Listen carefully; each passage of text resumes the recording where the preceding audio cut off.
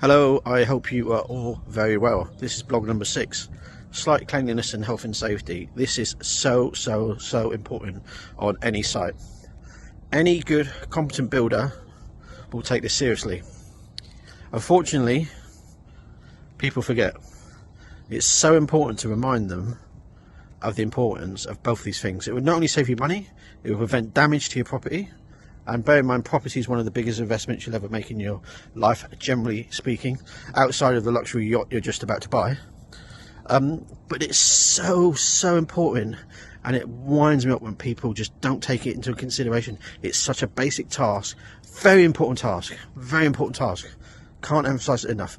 Anyway, here in this blog, I discuss the importance of this.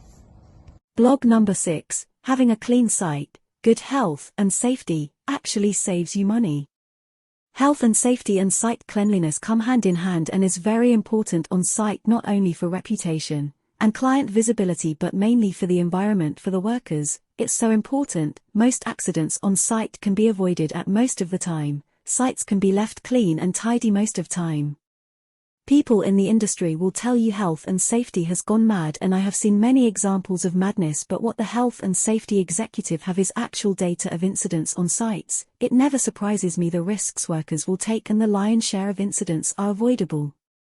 Site cleanliness is something that has no obvious financial benefit, but having proper welfare facilities and a clean site will save you money. Site incidents costs money in delays and disruption, as it does not only affect the injured party colleagues become involved, perhaps even others on and off site. When setting up a site, it's important the builder considers all trades and a good site plan, ingress and egress routes, welfare facilities, railings, proper lighting, good scaffolding etc. is vital.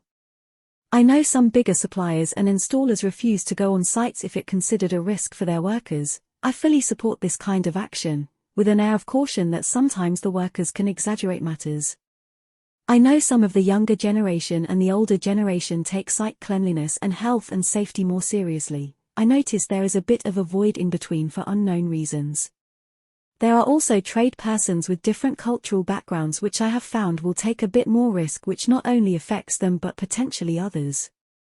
If I found someone taking unnecessary risks and or not helping keep a site clean, it would bring me cause to discuss the issues with them, and if a serious breach of their own health and safety or others, I would have no option but to ask them to leave site and retrain. Information is vital on site. When new tasks are being started or planned, they are discussed with all relevant people. A bugbear of mine is people running multiple tasks at one time for no reason other than convenience to themselves, and before you know it they have their crap all over the site, providing potential risk to other and or disrupting others.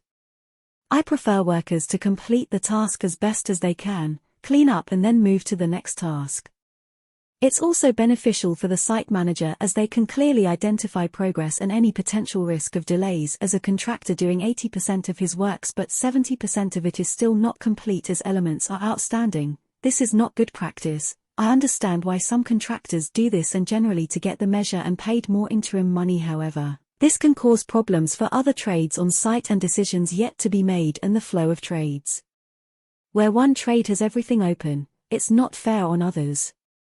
I have been fooled by contractors in the past many times in which they can easily attempt to distract you. This is not the rule, however, it can happen.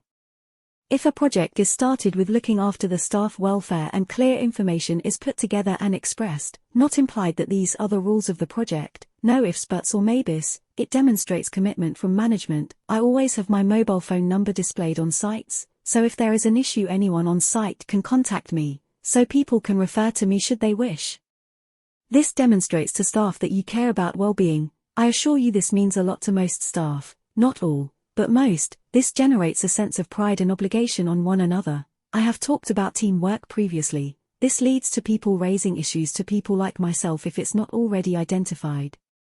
The health and safety benefits and having a clean site and having method and risk assessments, and employing basic things like not leaving materials lying around, access routes are kept clear, power facilities being correct and in order, proper welfare facilities and breakout areas.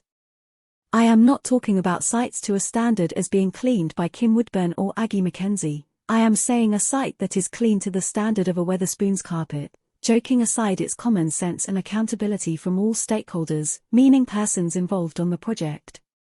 I mentioned in my initial blog that builders can be worse than a women's coffee morning, or a Donald Trump debate. This is obviously tongue-in-cheek, but I strongly believe, having worked on big and small projects, that, even if you have regular contractors on your sites, they need reminding as they are working in different environments. It's a bit like getting on a flight. They do the health and safety bits on every flight, even for frequent flyers. But there are different planes and there are different sites. The principles are the same but the specifics may not.